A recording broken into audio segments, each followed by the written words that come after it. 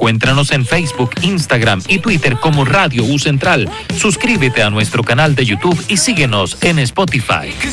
Radio U Central 107.1 FM en el corazón de Santiago. Día 8 de agosto, jueves 8 de agosto, Carolina. ¿Cómo estás? Ese es mi saludo así inmediato. Te pillé. Hola, Juan Carlos, me pillaste en el celular, ya, pillada. ¿Cómo estás? Muy bien, ¿y tú? Estoy medio resfriado, estoy un poco ronco. No es que haya hecho estudios de locución. Estoy un poco ronco, pero bien, estoy bien. ¿Trasnochaste anoche? No, para nada. De hecho, me acosté súper temprano. ¿Te portaste bien? Muy bien. Me parece. ¿Y tú? No puedo decir lo mismo. No puedes decir lo mismo. No puedo decir lo mismo. Bueno, aprovecho de saludarle a todos y a todas quienes nos escuchan y un saludo especial, amplio, extenso a David y a Francisco. Después de la semana pasada quienes están detrás siempre de que este programa salga al aire, de las gráficas, con todo el esfuerzo y el cariño siempre, así que gracias, chiquillos. Hoy día, 8/8, yo me voy a tomar un minuto para saludar a una persona muy importante para mí, la señora Nora Moraga, que es mi tía regalona, que está de cumpleaños. Así que, tía, besitos, la quiero mucho. Y vamos a iniciar con nuestro tema. Hoy día tenemos un tema legal, con una invitada legal. Hoy día vamos a hablar de la Ley de Envejecimiento Digno, Activo y Saludable, y si tú me permites voy a presentar a quien nos acompaña. Hoy día tenemos una profesional, obviamente ad hoc, del Servicio Nacional del Adulto Mayor. Ella es Tania Mora Viere, abogada y magíster en Derecho Internacional de los Derechos Humanos. Ha cursado diferentes diplomas y cursos de especialización en derechos humanos, políticas públicas y envejecimiento. Participó en reuniones de expertos que dieron origen a la Convención Interamericana sobre la Protección de Derechos Humanos de las Personas Mayores en la OEA y en el proceso de ratificación que se realizó en nuestro país. Actualmente, Tania se desempeña como asesora legislativa en el Servicio Nacional del Adulto Mayor, colaborando en la tramitación legislativa del proyecto de ley integral de personas mayores y envejecimiento digno, activo y saludable, que es nuestro tema de hoy. O sea, tenemos a la persona para hablar de este tema. Tania, bienvenida al Resonar con Vínculo. Gracias por acompañarnos el día de hoy. Muchas gracias, Carolina. Muy buenos días para ti y para todos y todas los que nos están escuchando y viendo por el streaming también. Gracias. Es verdad que estamos con camarita aquí. A veces lucimos mejor que otros días, pero bueno, lo intentamos. Y después además quedan grabados los programas, entonces te pueden ver más de una vez. Lo intentamos, hacemos nuestras magias los días jueves para lucir mejor para ustedes por cámara. A quienes nos escuchan, bueno, gracias por escucharnos también y no vernos. Oye, vamos a partir con esto. Este tema es fundamental porque además está justo hoy día siendo discutido. Bueno, ahí Tania nos va a contar de algunas novedades, pero para comenzar a hablar de este tema, hablar de las leyes, yo siempre digo, es medio abstracto, ¿no? Nosotros, las personas que no pertenecemos al mundo de las leyes, nos cuesta entender un poco qué implica una ley, ¿no? Entonces, quiero partir, Tania, preguntándote qué es esta ley de envejecimiento digno, activo y saludable. ¿Cuál es el propósito principal que tiene esta ley? Bueno, muchas gracias. Buenos días también, Juan Carlos, que no te había saludado. Sí, venimos juntos del Senado, no venimos juntos. Sí. Bueno, la verdad es que este es un hito. Me parece a mí que es un hito del Estado de Chile en comprometerse con las personas mayores, que son unos ciudadanos, ¿no es cierto?, muy importantes, muy participantes, votan, ¿no es cierto?, y nosotros, como desde el Servicio Nacional del Adulto Mayor, estamos muy orgullosos de poder estar tramitando este proyecto de ley. ¿Por qué? Bueno, esto tiene una historia muy larga. Podríamos decir que a finales del siglo pasado, recién, los organismos internacionales empezaron a darse cuenta que las personas mayores, al igual que otros grupos también que están en situación de discriminación, eran discriminados por la sociedad, ¿ya? ¿Para qué hablamos de edadismo? ¿No es verdad? La infantilización, ¿no es cierto? El tema de pensar que las personas mayores ya no escuchan, que son como niños. Bueno, entonces se empezó a relevar que las personas mayores también eran unos sujetos titulares de derecho y empezamos a hablar de lo que se denomina el cambio de paradigma. Y el cambio de paradigma no es nada más y ni nada menos que, al igual como ha pasado con otros grupos, como las personas con discapacidad o los niños y niñas, era considerar a las personas mayores como sujetos titulares de sus derechos y no como objetos de protección ni del Estado, ni de la comunidad, ni de las familias. La persona mayor como sujeto titular, y en esa perspectiva, entonces, sin discriminación, esta persona podría exigir sus derechos al Estado, a la familia y a la comunidad. Hay un cambio allí, Tania, como en esta mirada más bien caritativa o compasiva, ¿cierto? Así es, o sea, ya no es una caridad. Las personas mayores, al igual que todos nosotros y nosotras, ¿no es cierto?, que estamos un poquito, en mi caso, un poquito antes de llegar a ser persona mayor, están en igualdad de condiciones con el resto. Y esto se vio como reflejado en el primer instrumento de derechos humanos a nivel internacional, que fue la Convención Interamericana de Derechos de las Personas Mayores, que es, como te digo, un instrumento vinculante. ¿Qué significa eso? Que cuando un Estado lo ratifica o se adhiere a ese instrumento, que nació al interior de la Organización de Estados Americanos, la OEA, se transforma en obligatorio para el país. Y obligatorio en una serie de cuestiones, ¿ya? Pero en este sentido, cuando un Estado ratifica, como nosotros lo hicimos, la convención se presentó el 2015, se aprobó en la OEA, y el 2017 Chile, 2 años después, que no es mucho en materia internacional, ratificó el instrumento. Y entra, ¿no es cierto?, a nuestra ordenamiento jurídico, y a partir de ahí entonces nacen varias obligaciones. Dentro de esas obligaciones está que Chile tiene que adoptar o adaptar su legislación al instrumento. Y en ese sentido, entonces, estamos hablando de este proyecto de ley. Hoy día es un proyecto de ley que está siendo tramitado en el Congreso Nacional, se presenta el 2020, pero eso es lo interesante de esto, porque nos damos cuenta que es un tema del Estado. Si te fijas, se presenta en el gobierno pasado. El gobierno actual le hace múltiples modificaciones, lo mejora sustancialmente y se transforma específicamente en un proyecto que, de alguna manera, trae a nuestro ordenamiento lo que dice la Convención Interamericana. Y eso es muy importante, como les digo, porque estamos hablando de un nuevo trato. Es el Estado en su conjunto, ¿no es cierto?, el que trae a Chile y a su ordenamiento jurídico los preceptos de la Convención Interamericana. Oye, Tania, yo justo te iba a plantear ese tema. Me parece que es súper importante lo que mencionas. Esto no es un tema de los gobiernos, o exclusivamente de los gobiernos de turno, para ponerle ese apellido, sino de una política de Estado que efectivamente, independiente que vayan cambiando los gobiernos con sus distintas tendencias políticas, se mantiene la continuidad del trabajo con las personas mayores en esta lógica, obviamente con ciertos arreglos, cierto hincapié, pero eso es lo que hace la diferencia de una política de Estado. Y lo que te quería preguntar, teniendo esa aclaración ya hecha, ¿qué particularidad tiene que hayan instrumentos específicos para poblaciones específicas? Porque sabemos que existe la Declaración Universal de los Derechos Humanos, que eso nos atañe a todos, por ser personas, sujetos de derechos. Pero ¿por qué hay instrumentos específicos o cuál es la necesidad de esos instrumentos específicos para estas poblaciones y particularmente en el caso de las personas mayores? Excelente pregunta, Juan Carlos. Muchas gracias. Sí, es verdad. Hoy día podríamos decir que hay más instrumentos que la Declaración Universal de Derechos Humanos. Yo siempre digo que si nosotros viviéramos en una sociedad perfecta, bastaría la declaración. Pero lamentablemente no es así.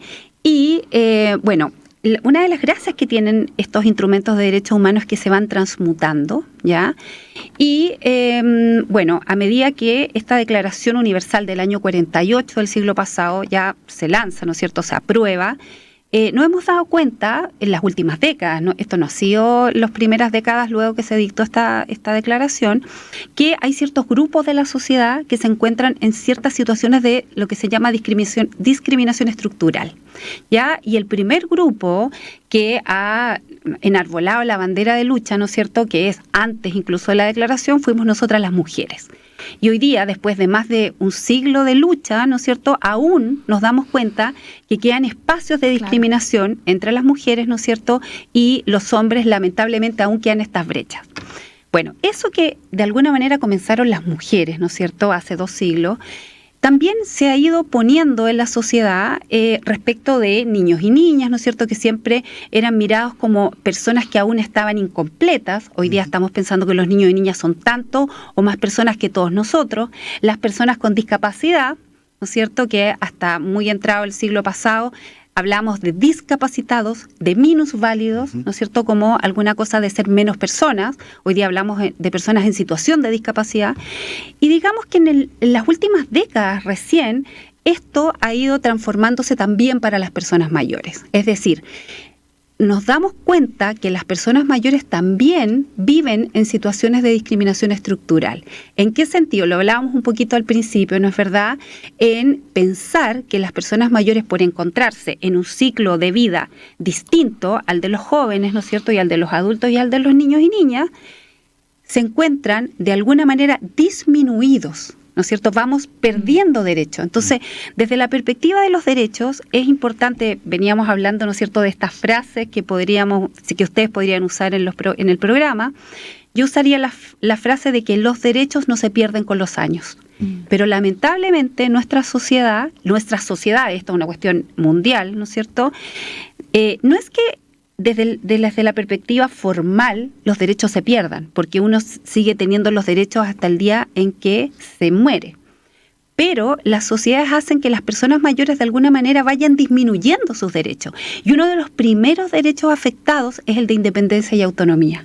¿Por qué? Porque otras personas, a veces por este exceso de amor que yo llamo, ¿no es cierto?, empiezan a tomar decisiones por las personas mayores como, cuidado, mamá, no salga, hace mucho frío, se puede caer, ¿no es cierto?, no vaya a cobrar la pensión, yo se la cobro, y de alguna manera vamos coartando los derechos de las personas mayores cuando las personas mayores, al igual que todos nosotros, ¿no es cierto?, tenemos este derecho hasta el final de nuestras vidas. Entonces, en ese sentido, es que hemos ido adoptando ciertos instrumentos que son instrumentos específicos de derechos.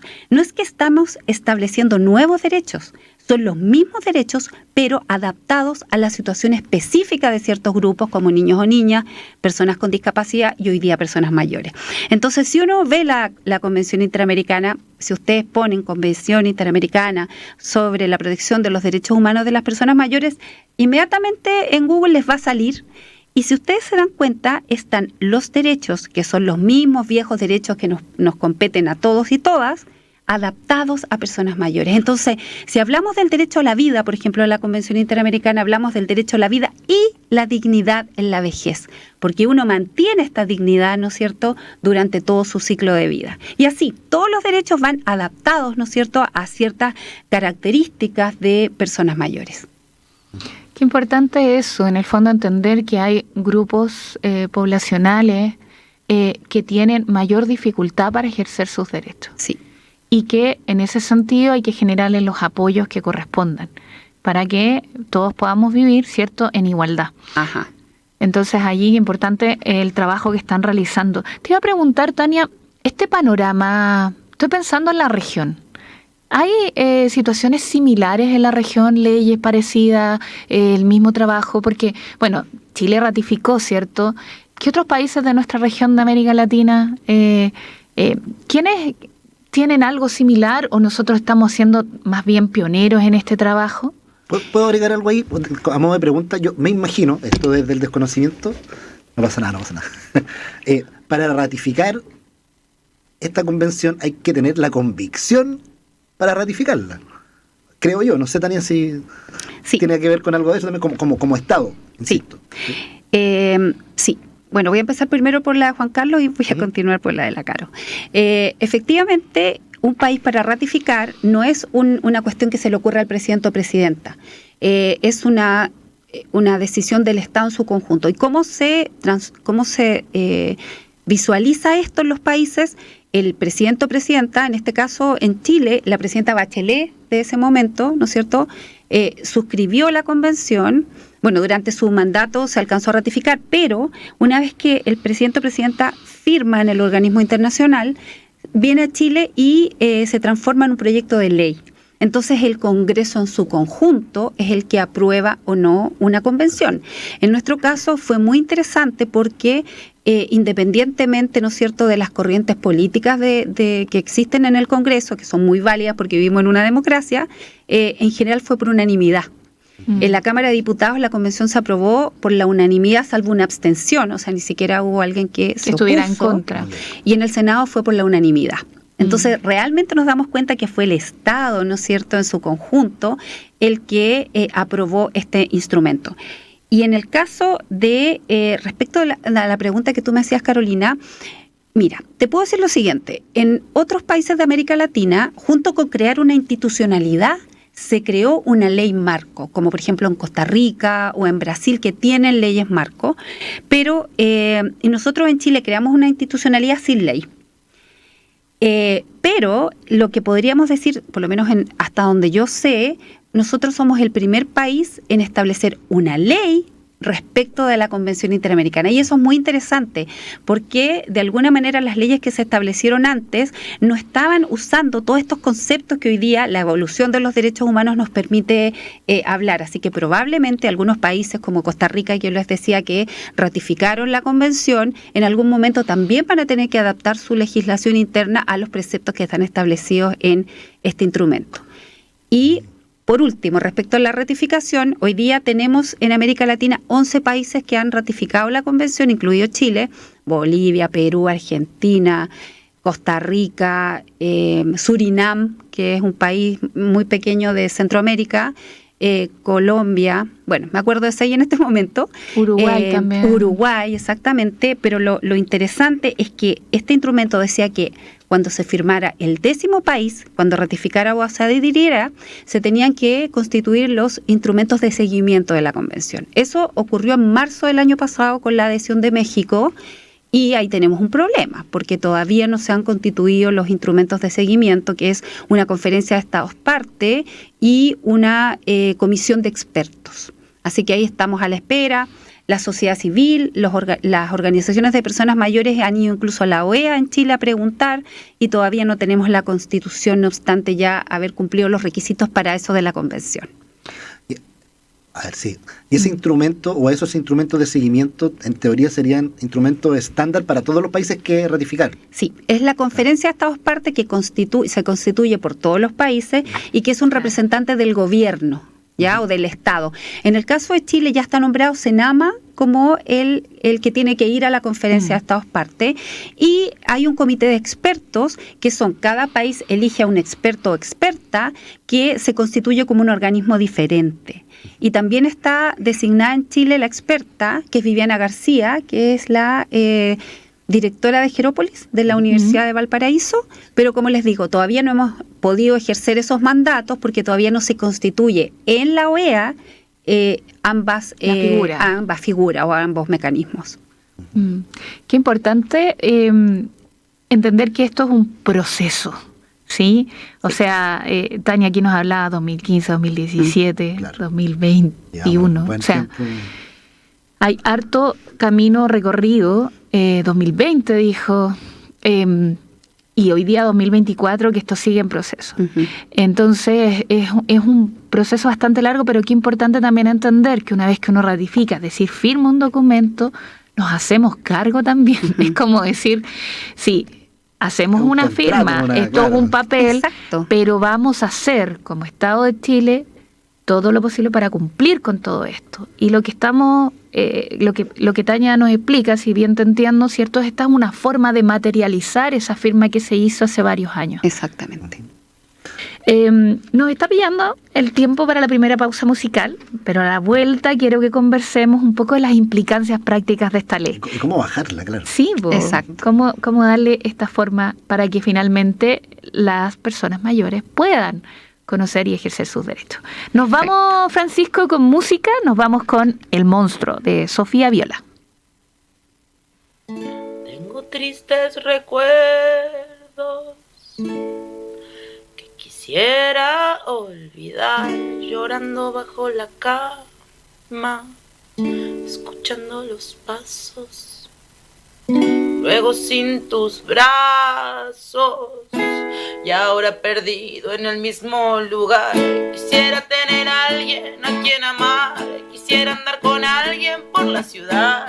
Se vuelve un infierno sin amor, buscando canciones sin razón. Trato de imaginarme que este vagón lleno de olor a panchos va a un lugar mejor. A veces me da vergüenza recordar, creía que tu amor era de verdad. Todavía te debo unas disculpas, no te devolví el cuchillo nunca. Me agujereaste la espalda y el corazón, es el precio que cuesta entrar en tu habitación. Y sangrando ahora vuelvo a coser la herida, mientras mientras lloras tan divertida.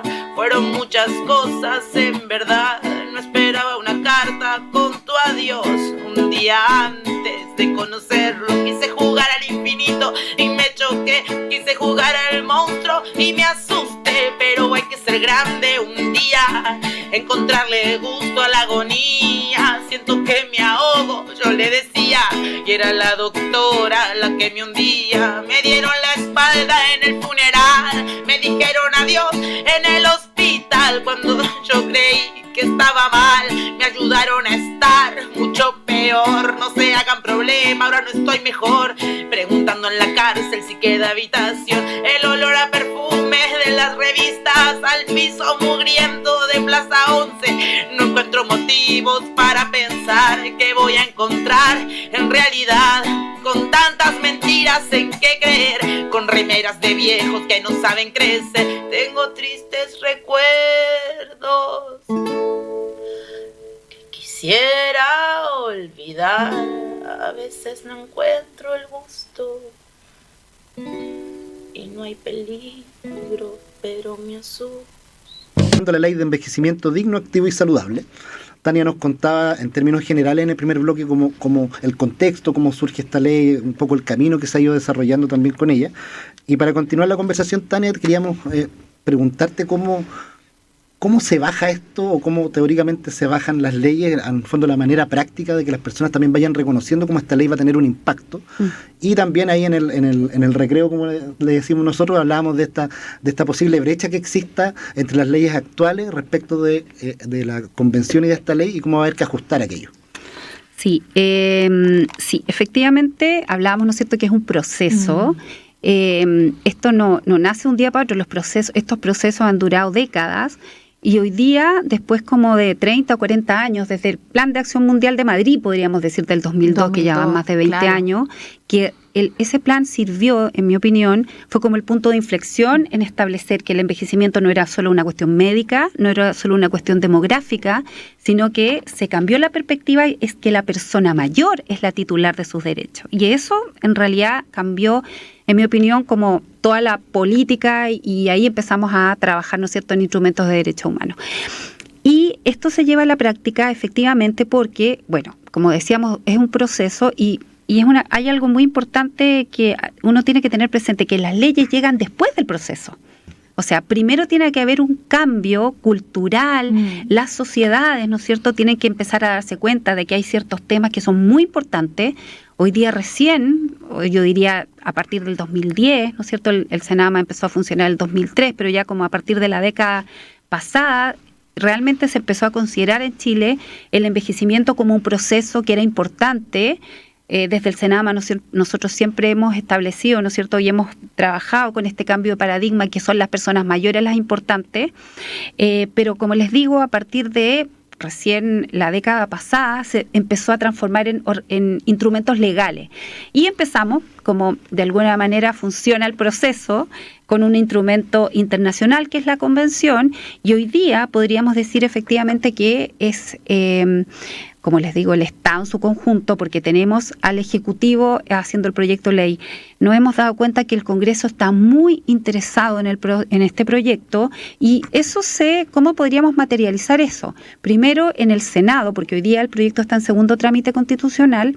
En el Senado se aprobó por unanimidad, tanto en la comisión como en la sala, y hemos tenido una tramitación más bien larga en la Comisión de Personas Mayores y Discapacidad de la Cámara de Diputados, pero la verdad es que ha sido en un entorno amigable. En realidad uno se da cuenta que transversalmente los diputados y diputadas piensan que es importante un proyecto de ley, y si bien han habido algunas diferencias, ¿no es cierto?, prima el acuerdo. Entonces, yo creo que hace 10 años atrás probablemente no habríamos sido capaces como Estado de llegar a un proyecto de ley tan trascendental como el que tenemos hoy día, pero vamos avanzando y nos damos cuenta que efectivamente ya tenemos un apoyo transversal, es decir, el Estado. Y esto también no podemos dejar atrás a los tribunales, porque los poderes del Estado, ¿no es cierto?, al Poder Judicial, que trabajó en el año 2021 en un protocolo de acceso a la justicia, establecido de acuerdo a la Convención Interamericana y hoy día está trabajando en una guía de acceso para ese protocolo y que se engarza perfectamente con el proyecto de ley. Entonces, hoy día yo invito, ¿no es cierto?, a las personas mayores que nos están escuchando a darse cuenta que hoy día estamos también en Chile en un punto de inflexión. Y realmente el Estado en su conjunto está avanzando para mirar el envejecimiento y mirar a las personas mayores de acuerdo a su calidad de titulares de derecho. Y eso creo que es muy importante y nos tiene muy emocionados hoy día en el Senama. Quizás estaba pensando que quizás hay algo que no hemos mencionado que debiera ser como muy importante. Este proyecto de ley está en algún lugar para verlo, me imagino. Sí, es ¿cierto? En la Cámara de Diputados. Uh-huh. Todavía tiene el nombre anterior, que es el proyecto de ley de cuidado, pero si ustedes buscan en su buscador amigo, como dice. El buscador amigo en la Cámara de Diputados, poner Cámara de Diputados y después dice busque palabra, pueden poner proyecto de ley de persona adulta mayor, inmediatamente les va a salir, van a encontrar 8 páginas de tramitación porque está del 2020, ya llevamos 4 años de tramitación, pero podríamos decir, yo con toda responsabilidad digo, que el proyecto de ley que ingresó al Congreso en el año 2020 al proyecto de ley que hoy día tenemos no tiene nada que ver, y eso ha sido contribución no solamente del Ejecutivo, sino que también de los diputados, o sea, de la Cámara y del Senado. O sea, ha ido poniéndose mucho más entero, íntegro, y hoy día es un proyecto de ley que podríamos decir efectivamente que es un proyecto de ley integral. Uh-huh. Sí. Sí, ¿no, Caro? Iba a preguntar, ¿qué oportunidades de mejora o en general, qué oportunidades presenta esta ley para la mejora de la situación de las personas mayores? Uh-huh. Mira, creo que pone a las personas mayores en el lugar que le corresponde, en el sentido de esto que yo les venía diciendo de ser titulares de sus derechos. ¿Por qué? No es que estemos inventando derechos, vuelvo a decir eso, las personas mayores tienen los mismos derechos que todos nosotros y nosotras, sin embargo estamos especificando derechos que a ellos sí les importan. Hoy día tenemos un catálogo de derechos, 15 derechos específicos para las personas mayores. Dentro de ellos está, por ejemplo, el acceso a la justicia, que es un derecho muy importante que establece ciertas normas a los tribunales de oportunidad, por ejemplo, que es algo que siempre, o sea, una persona mayor que ingresa a la justicia, ¿no es cierto?, hace una demanda civil, el proceso puede durar 10 años. Claro. Entonces, oportunidad es algo muy importante para el acceso a la justicia, pero también tenemos derecho a la conectividad. Sabemos, por ejemplo, que la brecha digital es una cuestión muy, muy importante y que se agudizó con la pandemia, ¿no es cierto?, de las personas mayores. Tenemos derecho a un trato digno y respetuoso y a la atención preferente, y eso aparece, ¿no es cierto?, este derecho de la atención preferente gracias a que las propias personas mayores señalaron que era algo que les interesaba, la atención preferente. Y esta atención preferente no es solamente para el Estado o los organismos públicos, sino también para los privados, porque hoy día vemos, ¿no es cierto?, que hay algunas retail que tienen filas especiales para personas mayores, pero no todos. Uh-huh. Hoy día, cuando tengamos esto funcionando, va a ser una ley de la República y por lo tanto todas los retail, los negocios van a tener que tener una atención preferente para las personas mayores. Y eso es una cosa importante, porque si ustedes, el día de mañana, cuando ya tengamos esta ley funcionando, las personas mayores se dan cuenta que hay algún banco, ¿no es cierto?, alguna tienda, una de las grandes tiendas que no tiene esto, se puede ir al CERNAC y denunciar a esta empresa, y el CERNAC entonces de alguna manera va a obligar a la empresa a hacerlo. Entonces, no solamente se establece el derecho, sino que además se establecen herramientas para hacerlos efectivos. ¿Ya? Pucha, podríamos estar hablando de estos 15 derechos, pero también hay un derecho súper interesante, que es el derecho al ocio, deporte y vida activa, ¿ya? Que es que se establece, en este caso, la obligación del Estado de hacer políticas públicas, ¿no es cierto?, no solamente de ocio, sino que también de deporte, porque sabemos que un envejecimiento saludable, uno de los predictores de buen envejecer, ¿no es cierto?, es la actividad física de las personas mayores, y estamos hablando entonces de un compromiso del Estado de hacer más políticas, más planes. Esto incluso puede bajar a los municipios para tener una vida activa de las personas mayores. Y así tenemos el derecho a la salud y a brindar consentimiento libre e informado, porque uno de los problemas, ¿no es cierto?, que se establece es que cuando una persona mayor va acompañada a la salud, vamos a hablar de salud pública, privada, a cualquier momento, si yo voy acompañada por mi hija, ¿a quién le habla el personal de la salud? Al acompañante, ¿no es cierto? Exacto, eso. Entonces esa es una de las cuestiones que decimos a las personas mayores. Ojo, usted es la persona que está siendo atendida y por lo tanto usted tiene que exigir que le sea mirado, pero también hoy día se establece como derecho. Y así, tenemos 15 nuevos derechos que van a ingresar a nuestra legislación. Oye, Tania, y también desde mi desconocimiento, ¿esos derechos son todos equivalentes en importancia o hay alguna jerarquización dentro de esos derechos? Son todos equivalentes en importancia, Perfecto. Todos valen lo mismo. Perfecto. Y uno que tengo que decir específicamente, que de alguna manera lo dije, que es uno de los primeros que se pierde, ¿no es cierto?, es el derecho a la independencia y la autonomía. Hoy día está específico el derecho a la independencia y la autonomía en el proyecto de ley, tan específico que dice que la persona mayor tiene derecho a elegir dónde vivir. Porque uno de los problemas, ¿no es cierto?, que tenemos es estas internaciones en establecimiento de larga estadía sin consentimiento de la persona, ¿ya? ¿Y qué pasa en esos casos? Me voy a poner el caso complejo, que familias que no pueden prestar cuidados y atenciones en los domicilios por diversos motivos, que eso ha sido bastante común en el último tiempo y la institucionalización, digamos, surge como una respuesta muchas veces. En estos casos, pensando que es un derecho, la elección, ¿el Estado va a acompañar? ¿Qué se está pensando? Es un caso súper puntual. Sí, no, pero no es tan puntual. Lo que pasa es que hoy día en la legislación, lo único que tienen los tribunales de familia es un pequeño regloncito dentro de un artículo que dice que el tribunal puede enviar a una persona a un establecimiento de larga estadía. Lo que se ha transformado en la única herramienta que tienen los tribunales, y también nos lo han dicho el Ejecutivo, es decir, no me digan que no los manda el EAM si es lo único que yo tengo. El proyecto dentro del acceso a la justicia también establece un pool de posibilidades que le estamos informando a los tribunales, y la obligación de Senama cada 6 meses a informar a los tribunales cuáles son sus cupos, no solamente de los cupos de los programas de Senama, sino también de todos aquellos de los que tiene convenio. O sea, estamos hablando, por ejemplo, de establecimiento de larga estadía del subsidio del EAM, de centros diurnos. ¿Por qué? Porque incluso ahora con el programa de cuidado, me imagino. Exactamente, porque la última ratio es la institucionalización, pero sí hay una serie, ¿no es cierto? Dispositivos intermedios. Exacto, de dispositivos que pueden hacer que esto se retrase lo más posible o finalmente que una persona fallezca en su casa, porque si uno le pregunta a una persona mayor dónde quiere fallecer, el 98%, se han hecho estudios, ¿no es cierto?, va a decir que quiere estar en su casa con su familia y no en un establecimiento. Entonces, claro, nos damos cuenta que hay un pequeño número de personas que efectivamente tiene que estar institucionalizados, ¿no es cierto?, personas con demencia que ya no puede ser manejada en la casa.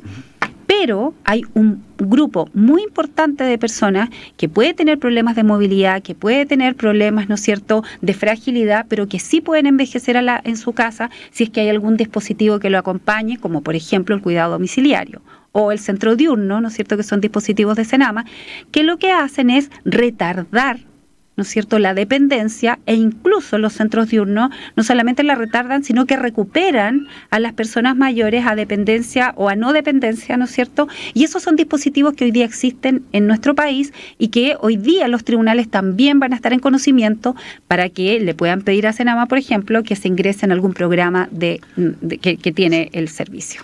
Yo me voy a pegar un salto al vacío que la Tania me puede corregir cualquier cosa. En base a la pregunta de la Caro, yo me imagino, Tania, que esto se transforma en una oportunidad. ¿En qué sentido? Si tenemos la lógica de que la persona mayor tiene el derecho a elegir dónde va a estar, entendiendo que hay familias que a lo mejor no van a tener los recursos, le va a corresponder al Estado proveer esos recursos en términos de cupos de algún tipo de programa, de cuidados, algún programa ambulatorio, un centro diurno. Y por tanto, efectivamente, no puede haber ahí, esto no es nada técnico, una pillada de cola que digamos, sí, usted tiene el derecho, pero tampoco tenemos la oferta para poder ofrecerle. Entonces también esta ley de alguna manera va a atencionar positivamente que efectivamente se puedan abrir más dispositivos, mayor cantidad de cupos, con pertinencias territoriales, una serie de cosas. Por lo tanto, queda mucho que avanzar en esta lógica del proceso. Y también intuyo, esto es solo una intuición, que no solo el Estado va a tener que avanzar en eso, sino también el espacio privado, también aquellas personas que, por ejemplo, en su derecho... El intersector en general. Exacto, no quieran, por ejemplo, estar en un ELIAM ni quieran estar en un dispositivo, también probablemente empresarios, que sea la sociedad civil, tendrán que ir disponiendo de oferta en esa línea para que las personas puedan ir accediendo. Entonces, claro, esto no ocurre de un día para otro, como ha dicho Tania. Es la sociedad la que va a cambiar. Claro. Exacto. Esto uno piensa en el Estado, pero somos también todos nosotros parte de... Entonces, claro, yo pensaba en qué actores son relevantes acá, eso le iba a preguntar a Tania, pensando precisamente en que aparece la figura, claro, está el Estado, pero también están las propias personas mayores, también están los privados, ¿cierto? O sea, el intersector, las organizaciones no gubernamentales, ¿sí? Sí. Excelente, estoy completamente de acuerdo con lo que ustedes dicen y a mí me parece que este proyecto de ley es una invitación también, ¿no?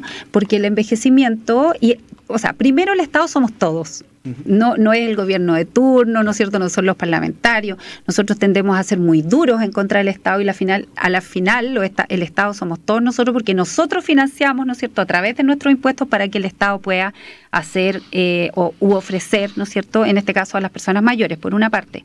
Pero el envejecimiento es una cuestión de todos nosotros, o sea, en la familia también. Y eso es una cuestión que nosotros hemos como insistido mucho a las propias personas mayores, de no caer, ¿no es cierto?, en este círculo vicioso de que mi nieto no me escucha y no exigir que el nieto le escuche, ¿te fijas? Esta es una cuestión de todos nosotros y también es una invitación. Acá también hay cuestiones que obligan a los privados en este derecho, ¿no es cierto? No solamente al trato digno, también, por ejemplo, se abre una nueva posibilidad para tener entradas rebajadas en todos, no solamente en el cine, sino que en el teatro, en los eventos deportivos. Hoy día hay un título nuevo que nació del Congreso y que el Ejecutivo estuvo de acuerdo, ¿no es cierto?, para invitar a las personas mayores a participar en la sociedad a través de entradas rebajadas, por ejemplo. Entonces, la verdad es que estoy de acuerdo que esto es una invitación, por eso yo digo que esto es como que el Estado se está poniendo los pantalones largos respecto a la persona. Y no obstante, han habido algunas críticas al proyecto, como todo, porque una ley tampoco puede abarcar todo, ¿no es cierto? Yo también lo veo como un punto de partida. Este es un buen punto de partida, tiene una buena base este punto de partida para que después podamos seguir profundizando, claro, ¿no es cierto? Y yendo hacia algunos estados superiores, pero uno de los puntos, creo yo, que es muy importante en este proyecto es los derechos. Entonces, se está fortaleciendo a CENAMA, ya se le están dando facultades de protección de derechos, cuestión que nosotros no teníamos hasta antes de esto, y se está facultando a la Corporación de Asistencia Judicial, se le están dando recursos a CENAMA y a la CAJ para la defensa de los derechos. Por ejemplo, en el caso porque ya estamos de acuerdo que si hay una persona mayor con un Alzheimer, ¿no es cierto?, ya en una etapa muy avanzada, probablemente la familia no se va a poder hacer cargo, pero hay muchos casos también en que hay una institucionalización en contra de la voluntad de la persona mayor. Hoy día esta ley le da el derecho específico y le da la facultad a los tribunales, ¿no es cierto?, para poder ir más allá y restablecer el derecho de la persona mayor si es independiente y autónoma. Hasta ahora, yo se los digo como abogada de CENAMA, que trabajo hace mucho tiempo en él, no teníamos tantas herramientas legales para que una persona mayor que en contra de su voluntad era institucionalizada, ¿no es cierto?, pudiera volver a pedir su libertad, entre comillas. Hoy día esta ley sí nos faculta. Por un lado se establece el derecho de la persona y también se establecen reglas al Poder Judicial. Entonces tenemos muchas más herramientas y las personas mayores también van a tener muchas más herramientas para la defensa de sus derechos, que hoy día está un poco más, podríamos decir, difusa. Y lo que hace este proyecto es poner un foco, ¿no es cierto?, una lupa en el derecho a la persona mayor, y hoy día entonces el tribunal o incluso CENAMA, ¿no es cierto?, va a tener la posibilidad de hacer más intervención a la que hoy día podemos por nuestra legislación. Porque ustedes saben, ¿no es cierto?, que los organismos del Estado solo pueden hacer aquellas cosas que están autorizadas por ley. Claro. Hoy día nosotros vamos desde el CENAMA a un paso más allá y podemos hacer más intervención a la que hoy día, ¿no es cierto?, estamos facultados por las mismas leyes. Súper claro. Bueno, llegamos a nuestro segundo cierre de bloque, o algo así, ¿no? Segunda pausa musical. Segunda pausa musical, eso. Vamos a continuar hablando de esto porque es súper interesante lo que Tania nos comentaba respecto de la inyección también de recursos que hay en esto. ¿Ya? Vamos a continuar con esta conversación, pero mientras tanto les dejo nuevamente con Sofía Viola y un espacio de diálogo inclusivo y enriquecedor que celebra la diversidad de voces y perspectivas de las personas mayores en relación con el envejecimiento. Conducen Carolina Moraga y Juan Carlos Catalán.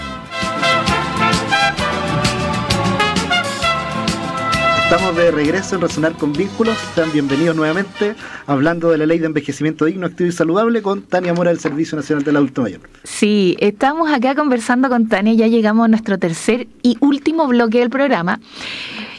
Pero bueno, pensando que nos queda poquito, Tania, creo que es súper importante contarle a nuestra audiencia en qué está este proyecto hoy día, qué camino queda por recorrer y qué podemos hacer, dado todos los beneficios que tú nos señalas, y estamos nosotros muy de acuerdo en la importancia de esta ley. ¿Qué se puede hacer hoy día para poder apoyar que esta iniciativa resulte? Sí, bueno, hoy día estamos en segundo trámite constitucional, porque la tramitación legislativa, nosotros tenemos un Congreso bicameral, tenemos el Senado y la Cámara de Diputados. Entonces, empezó en el Senado, ¿ya? Y el Senado, como les comentaba, lo aprobó por la unanimidad. Fue al segundo trámite constitucional y ahí lo que se hizo fue volver a fortalecer. Se presentaron para el segundo trámite 153 indicaciones. O sea, las indicaciones son modificaciones que presentó el Ejecutivo y los propios parlamentarios, y esas fueron las que se discutieron en la Comisión de Personas Mayores y Discapacidad, que es donde quedó radicado el proyecto para conocerlo a fondo. Y ayer terminamos la comisión, o sea, el martes, perdón. El martes terminó la comisión de hacer, ¿no es cierto?, esta revisión exhaustiva y se volvió a fortalecer el proyecto. Ahora va a la Comisión de Hacienda de la Cámara de Diputados, pero solo para ver el tema de financiamiento. Y luego se tiene que conformar una comisión mixta, porque cuando hay demasiadas modificaciones entre lo que aprobó el Senado con la Cámara, entonces se reúnen 5 senadores y 5 diputados y ven todas estas modificaciones. En mi opinión, creo que el Senado va a estar de acuerdo con prácticamente con todas las modificaciones, porque como les digo, se fortaleció el proyecto en el segundo trámite. Y si todo sale bien, entonces se va a la promulgación del presidente de la República y a la publicación en el Diario Oficial.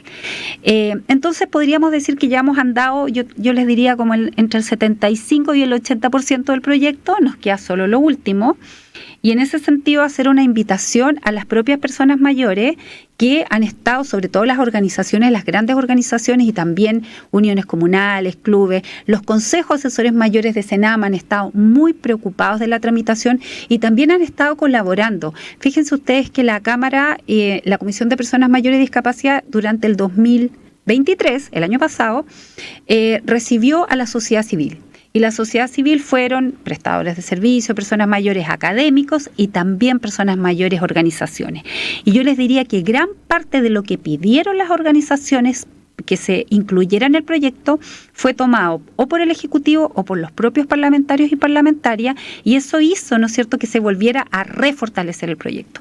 Entonces hoy día la invitación a todas las personas mayores se encuentran en clubes de personas mayores, uniones comunales, organizaciones de la sociedad civil como fundaciones o, por ejemplo, grandes organizaciones gremiales.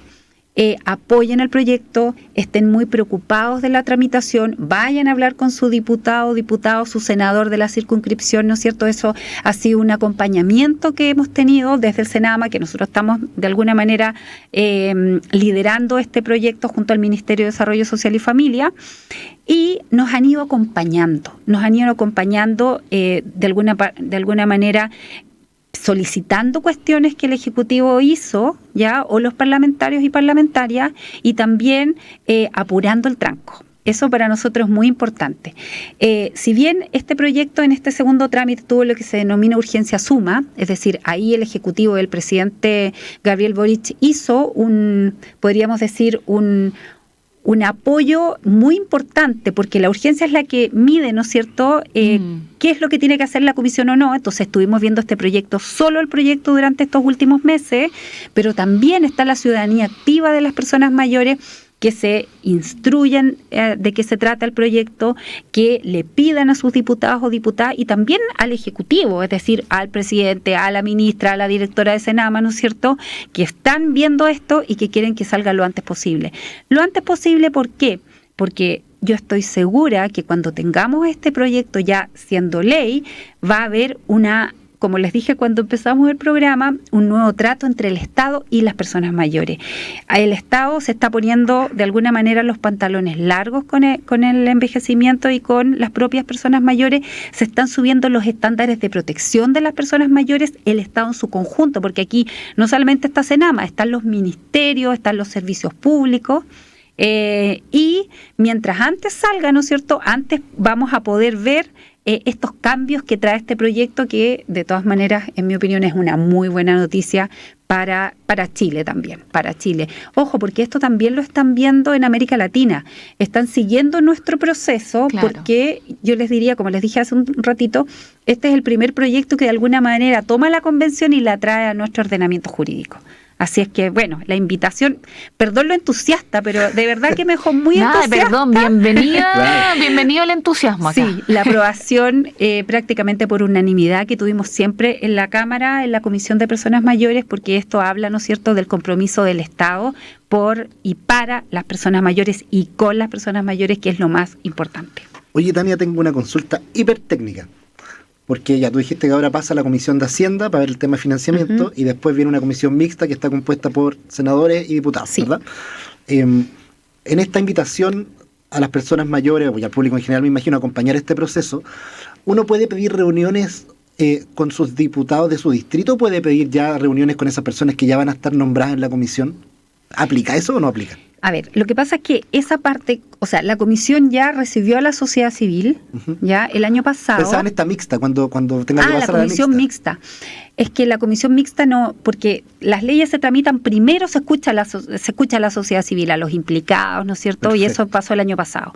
La comisión mixta es una comisión más bien técnica, porque ya, como ya se escuchó a la sociedad civil tanto y en el primer trámite, ya incorpora los elementos de la sociedad. Ya empiezan a ver exactamente una cuestión más técnica, pero lo que sí está la invitación, Juan Carlos, es a que las personas mayores le pregunten a su diputado o diputada del distrito o al senador o senadora. ¿Ya? Las organizaciones tienen muy claro quién es su diputado y quién es, o diputada y su senador o senadora del distrito, y ahí sí que pueden hacer harta incidencia, ¿no es cierto?, para de alguna manera pedirles que se rinda cuenta de cuál ha sido el apoyo, de qué se ha hecho, porque mientras más podamos sensibilizar a los diputados, no a las de la comisión, porque esos están súper sensibilizados con el tema, sino que a los otros y otras, más rápido vamos a sacar el proyecto. Perfecto. O sea, bien claro. Yo partí el programa diciéndole a Tania que muchas veces el tema legal es poco tangible, ¿no? Y las personas dicen, bueno, ¿y qué me importa si se aprueba o no se aprueba una ley? Si total yo voy a seguir acá, pero en realidad sí importa. El que se apruebe o no se apruebe, leyes como esta van a implicar el poder ejercer el derecho y materializarlo. Ya sí. Tania da un ejemplo muy concreto, por ejemplo, de ofertas de actividades de participación social, de deporte, y que eso implica, ¿cierto?, una actividad a la que una persona pueda poder acceder. En su común habló de temas de cuidado, de espacios, dispositivos de centros diurnos, por ejemplo. Entonces, esas son cosas bien concretas que hacen que esta ley, que se hace en un papel, que se apruebe en una cámara donde uno efectivamente está bastante lejos, pero en rigor, también Tania nos dice, podemos acceder como ciudadanos, ciudadanas, ¿cierto?, a hablar con estos diputados y estas diputadas, senadores, senadoras, a poder, ¿cierto?, hacerle seguimiento. Entonces, hay cosas bien concretas donde nosotros también somos parte de este proceso. Quiero reconocer el trabajo allí que han realizado y también la energía puesta en esto. Se nota tu pasión y eso se agradece, porque además para estar varios años, o sea, vuelvo a decir, estos son como 10 años ya, 10 años donde han estado llevando el pulso de esto, no abandonando esta idea, tomando la observación e incorporando esto, invitando a diferentes actores también a la sociedad civil a incorporarse en esto. Entonces, siento que es una ley bastante sentida también por la población y de allí la unanimidad. Entonces, es por todos los procesos que han llevado a cabo, así que ahí mi reconocimiento también al trabajo realizado, y por supuesto nosotros como Resonar nos sumamos allí a hacerle seguimiento a esta ley. Sí, sin duda, y también estaba pensando que en esta invitación que es abierta que hace Tania, por supuesto a uno como ciudadano le corresponde informarse, hacer seguimiento a eso, pero también, pensaba yo, hay ciertos roles bien estratégicos. O sea, yo creo que, por ejemplo, el tema de los dirigentes y dirigentes mayores también es súper relevante aquí, en la medida que también puedan bajar la información a las bases. Así es. Nosotros como funcionarios de Senama también es súper importante que estemos por dentro de esto para poder difundirlo. Pienso en los equipos técnicos que trabajan con personas mayores. Nosotros, esto parte por el programa Vínculo, pero sabemos que están centros diurnos, ELIAM, Cuidado, tanto los de Senama como también los de la sociedad civil, que también tienen que estar sensibilizados frente a esta temática, de tal manera que en el fondo vamos todos tirando y remando para el mismo lado. Así es. Para que esto pueda, ojalá, materializarse lo más pronto posible, porque sin duda, como lo ha planteado Tania súper bien en su conversación, esto es un cambio de paradigma respecto de lo que teníamos y respecto de lo que podemos llegar a tener. El ejercicio de la ciudadanía activa de las personas mayores, y ojo, porque las personas mayores pesan electoralmente más que otros grupos etarios. Exacto. Entonces las personas mayores ya se tienen que creer el cuento. Esto solo es un aporte desde el Estado, pero también parte por las propias personas que se crean, ¿no es cierto?, que pueden modificar o cambiar una elección de su diputado, de su senador. Eso es muy importante. Entonces, una ciudadanía activa, las personas mayores votan, ¿no es cierto?, están muy, muy interesadas en la cosa más pública, saben quién es su senador o senadora, saben de sus diputados o diputadas. Entonces, les invitamos, como lo hicimos con la Convención Interamericana en algún momento, ¿no es cierto?, para lograr su ratificación en Chile. La invitación también está abierta para que sigamos empujando este proyecto de ley, que ya estamos, como les digo, entre el 75 y 80% del final, y que pronto esperamos ver lo antes posible, digamos, ya funcionando las instituciones, los ministerios. Hay una política, bueno, es poco el tiempo para hablar de todo lo que trae, pero también trae una política nacional de envejecimiento que engloba todo el Ejecutivo, ¿no es verdad? Entonces, bueno, es muy interesante el proyecto, y la invitación es que sigan informándose y que pidan la rendición de cuentas a las autoridades públicas, que es lo que tienen que hacer respecto de los ciudadanos y ciudadanas. Súper. Ahí, no sé, bien breve, si es que nos escucha algún senador o diputado o diputada, que reconocer lo bien que han avanzado hasta ahora, pedirles que sigan avanzando tan bien como se ha seguido, recordarles nuevamente que es importante el tema de la reforma de las pensiones, cada vez que podemos lo decimos, también es importante prestar atención a ese tema, pero por lo menos en este plano, por lo que nos dice Tania, había una forma de alinearse independiente de las distintas tendencias políticas que va en beneficio de la gente, así que saludar a aquello e invitar a que eso siga así hasta que esto llegue a puerto. Me sumo a las palabras de ustedes y bueno, quiero agradecer, Tania, tu participación en el programa. Quedó allí enunciado la política nacional de envejecimiento, así que yo creo que puede ser. Vamos ahí quizás más adelante a conversar de eso. Gracias por la claridad y por tu entusiasmo nuevamente y por acompañarnos el día de hoy. Hemos llegado al final del programa. Así es. Solo quiero recordarles el próximo jueves a nuestra querida audiencia que les extrañaremos, pero es jueves feriado.